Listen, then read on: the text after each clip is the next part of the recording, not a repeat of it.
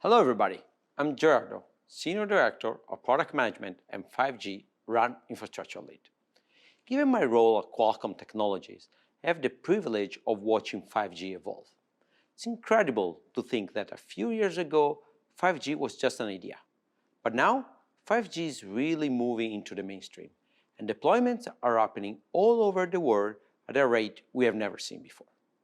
Now, as of 2021, we have more than 150 operators launching 5G services across 60 countries. These 5G deployments are becoming more diverse. Spectrum are opening up and becoming available, so networks are deploying 5G in low-band FDD, mid-band TDD, and high-band millimeter wave. While initial deployments of 5G is focused on mobile broadband for its use case of better throughput and latency, we will see these expand in the coming years. We can expect new types of deployments, including deployments for mission-critical, automotive, positioning, or private networks, to name a few. One of the most interesting use cases for a 5G network deployment is the factory of the future. With this use case, we can really see how the three pillars of 5G come together. Enhanced mobile broadband, featuring head-mounted displays and computer vision, ultra-reliable low latency for automated guided vehicles, AGV, and industrial robot applications, and massive IoTs, as seen in the number of sensors located around the factory. The possibilities here are exciting, but making it happen is very complex. Single network must be able to support all of these devices across an entire spectrum of requirements. All these factors speak to a need for a new type of network, a network that is dense enough for high-frequency types of deployments, featuring outdoor, indoor, and private networks. Flexible enough to support all the use cases outlined here in a cost-effective manner. And of course, secure enough. In order to meet this accelerated demand and for 5G to reach its full potential, 5G networks have to evolve.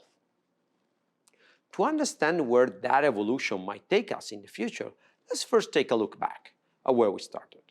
With traditional RAN, or radio access network, the core network used to be deployed in a data center that is connected to the network cell sites. These cell sites include the entire RAN stack, for radio component and baseband processing. At the end of LTE deployments, we move towards a centralized RAN architecture. With this iteration, baseband processor, BBU, start to be centralized in order to pool resources and leverage some of the new data center architectures. While still proprietary solution, each vendor has its own way to doing things. Now, we are seeing the introduction of two new innovations that are key to transforming the infrastructure space. First, the virtualization of the network. More and more functions like core networks, CU, and DU get implemented in a virtualized framework. This allows for scalable and faster deployment and opens up cost-saving opportunities as network elements can now run on commercial off-the-shelf server with virtualized software, rather than dedicated hardware with proprietary software. This framework will work well for certain low-capacity use cases. This model can also address high-capacity scenario by a specialized hardware acceleration for physical layer computation like channel estimation, channel coding, and beamforming. Second is the introduction of Open RAN interfaces.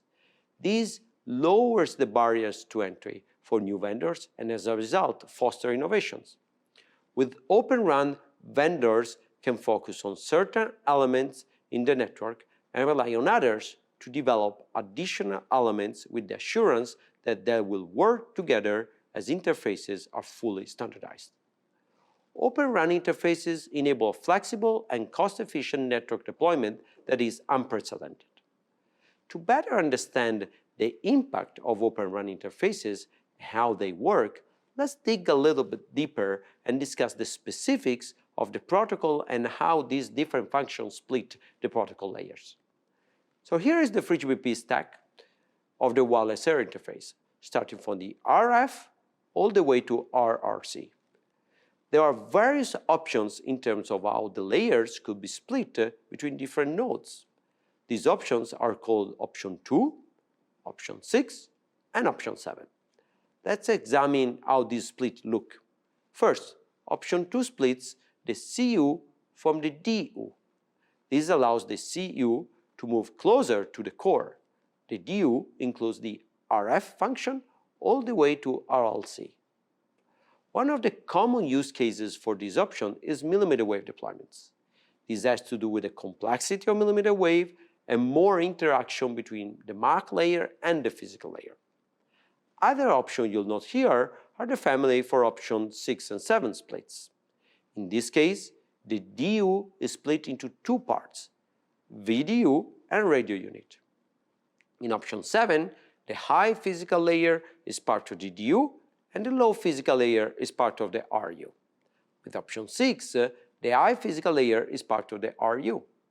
The DU for these two options can be virtualized and operated at a data center scale. However, in option 7, the DU will need an accelerator to deal with physical layer high capacity intense computation. These different options offer operators the flexibility to deploy 5G based on different constraints in different regions.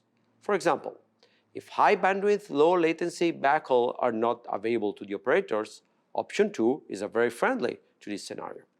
On the other end, option 6 and 7 can provide operators with techniques like coordinated scheduling. Ultimately, Open VRAN helps operators deploy network faster, but that's not all. Let me highlight a few other key benefits operators can expect. Open VRAN supports different deployment scenarios. When you virtualize aspects of the network, you can put different network elements in different positions, relocating some of those functions to data centers. Open VRAN allows also operators to deploy new services efficiently. Low latency is enabled by the virtualization of some aspect of the network. For example, operators can put some elements much closer to a radio access network. From its inception to today, to the future of 5G, Qualcomm has played a significant role. We have been working on the infrastructure for more than 10 years. In recent years, we have focused on small cell, producing high-performance 5G technology from silicon to software. And our small cell solution has been deployed by many customers and operators, and it already supports fully virtualized and flexible interfaces. One key example of this deployment is the Rakuten network. Rakuten is a Japanese operator that has really embraced the Open VRAN, and their network deployment for millimeter wave is powered by our 5G platform for small cells. Today, there is a need and space for innovation in the area of Open VRAN in the macro cells network as well.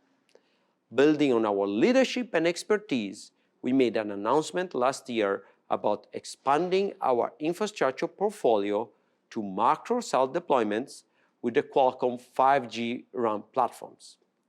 When we started discussing this with operators a few years back, the feedback we heard consistently suggested we need an optimized silicon solution for Open RAN for macrocell, and building 5G silicon solution is our area of expertise.